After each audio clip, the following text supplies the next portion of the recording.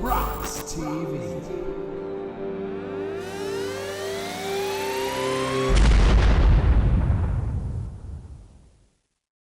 I mean, you know, from my perspective, you know, Bizarre had came to Detroit and HOPSIN made the beat.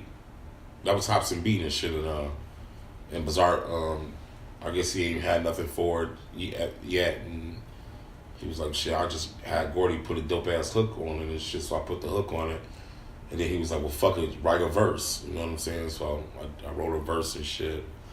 Bizarre still hadn't like put a verse on it or nothing and shit, and he had sent it to HOPSIN. But before he sent it to HOPSIN, he played the video of me singing like the hook on, you know what I'm saying, me like rapping it and shit. So when he did that, HOPSIN sent his verse back the next day. Oh wow! You know, because Bizarre had the song, you know what I'm saying, for a while, and he was waiting for HOPSIN to put the verse on it, you know what I'm saying, and then he was gonna put his verse on or whatever and shit. I guess, yeah, I don't know. I ain't saying HOPSIN was bullshitting around. They're probably just busy, you know what I'm saying? But I think, you know, Bizarre probably kind of put him in a position where, like, okay, here's a hook and a verse, you know what I'm saying? What you want to do, and it's your beat, you know what I'm saying? So the next day he put his verse on there. Then Bizarre then posted that with HOPSIN's verse. And then he tagged Eminem, where you at? You know what I'm saying? So I don't know if he personally talked to Marshall or if he gave this shit to Marshall at all. Who's to even say he could just be acquiring that he may want to put him on it. You know what I'm saying? So that's really to be continued and to be seen. You know what I'm saying? I don't really know yet. So far it's just me, Bizarre, and HOPSIN on it. So we'll just leave it there until something miraculous happens. Really, it started with the Nameless project. Our King Gordy did a verse for Gruesome and I, who Gruesome recently signed to Sick Folks Again, and he's like, him and I were doing a project called The Nameless, and like I wanted a King Gordy song on there. And then I wanted a second King Gordy song on there, and that was when it was like, okay, the first one, King Gordy talked about, I think, like, you know, fucking gay men or something. And it was like too over the top for the project that we were doing. And originally, Gruesome was gonna be a part of How to Gag A Maggot. And then like it just ended up him and I. I'm not afraid I'm not afraid of what comes out of his mouth. I don't care. Like he can say, he's not gonna offend me. There's nothing he can say. There's nothing anyone can say that will offend me. Like I'll get over it, you know. Mm-hmm. So, I always thought I've always liked King Gordy. I always thought he was brilliant with like everything that he was doing in the horrorcore and the darker side of music, and how he could actually sing and he can rap, and the ability to come up with these words and shit. I was like, fuck. I remember a long time ago. I'm not gonna plug another company, but like there was I got interviewed for another station, and they asked me if I could pick 2 people to ever collab with for an album, like who would be like my top 2 people, and I'm like, Gruesome and King Gordy. If I could have an album with Gruesome and an album with King Gordy, that would be like life changing for me. Yeah, I like this music because it was dark. You know what I'm saying? That's what I listen to. I listen to, you know, a lot of underground shit. You know what I'm saying? And once, you know, we collabed and I started listening to some of his stuff, I'm like, okay, he's dark, he's dope, he's from the Midwest. You know what I'm saying? The Midwest just got that dark vibe. That's what is really what we kind of do. So we just mesh well together. You know what I'm saying? So it wasn't deliberate at the beginning. It just started to.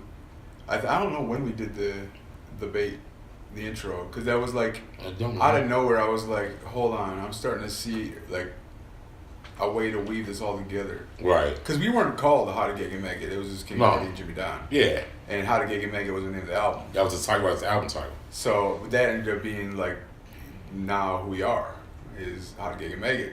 It's Yeah. But like, yeah, I don't. The album just like came together. It was weird. Like, whatever I would send him as far as beats, he'd send me back with a verse or hook, and it like, I'd go off that, or I'd already have some idea, and I'd give it to him, and he'd go off that, and it just came together. And I was like starting to see little pieces. I'm like, hold on, I want to bring this all together like a horror film, but it's like back in the day when you listen to the radio, you didn't have TV. You had to listen to the radio and listen to these shows, and I wanted to make it a story. Right. You know, like not. I mean, he's into horror music. What better than to make a horror film type music? You know, to remix and remaster. Yeah, we did it for the movie that I made called The Music. That's the first time I met Gordy in Bizarre. They came to they were dropped off literally at my studio. Because D-Mill and I, shout out to D-Mill from Go 95.3. He's my engineer. We've been friends for like forever. So like we own the studio together. I own the film studio. He owned the recording studio right next to each other. That's where we filmed the music. And there was a festival being thrown, and The Music as a movie decided to sponsor it. That was our way to expose the movie to the public. And for some reason, I don't know how him and Bizarre ended up at my studio, like delivered right to me.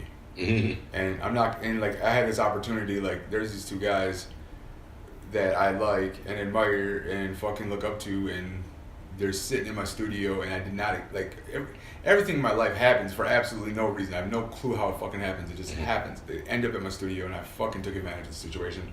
I'm like, how much for a verse right now? And like, you know, and they sat there and they felt the beat, they wrote to it, recorded it right there. I actually got it all on film, them recording the whole song, writing it, everything. And yeah, it was just from there. It was like I knew I wanted to work with King Gordy again. I ended up working with him in the future, bringing him out for shows and staying in connection. And then ran into him in Denver at Gore Fest and other things, and I kept running into him, and then I was like, that's it. I'm gonna fucking do a song. I'm gonna do an album with this guy. 420, you know, the pregame show, you know what I'm saying, Twisted, everybody. You know, I'm gonna bring my man Jimmy Donn out, Will Robinson, you know what I'm saying, we gonna rock out. We just recorded a video, you know what I'm saying, Xanax Cushion Lean, you know what I'm saying, How to Gag a Maggot, you know what I'm saying. And we just gonna go out there and rock, man, you know what I'm saying, bringing my family out. We're gonna rock, we're gonna do what we do, you know what I'm saying? And come on and check it out, 420, man, Pontiac, Michigan. I mean, you know, just, like I said, the 420 show's coming up, you know what I'm saying? Go cop How to Gag a Maggot. It's out now on all platforms, social media platforms, all Spotify, everywhere, you know what I'm saying? And hail Dark Lord fucking Vader. And Jimmy Donn. Praise Jimmy Donn, goddammit. I would like to add that it was dope today. I want to say thank you to the Dark Lord Vader here for bringing me to the studio that he brought me to. He brought me to Shady Studios today. No doubt, FBT, baby. I was able to record some How to Gag A Maggot. I recorded some of my own Jimmy Donn stuff. No doubt. And then I got to record, and this kind of goes back to one of your questions where you can see maybe a lighter or a different side of Gordy. I know that if I give Gordy a beat, that we don't always have to be How to Gag A Maggot. Yeah. I have projects going on all the time, and right now I just started working on, as you have heard in the studio today, another little project that it's just coming together in my head. It's completely different than anything I've done before, and it includes like Will Robinson and like these other artists. And I know that he's rocking out to Will Robinson, and Will Robinson, he's around here somewhere. Yo, this is King Gordy, hail Dark Lord Vader, and right now you're watching RoX-TV, bitch. And this is Jimmy motherfucking Donn, all the way from east side of St. Paul, Minnesota, and you're watching RoX-TV. Sick fucks for life. Yo, it's Will Robinson, the Trip God. Shouts out RoX-TV. Yeah. You've enjoyed this video from RoX-TV.com. Make sure you follow RoX-TV on Facebook and YouTube. If it's underground, we're there.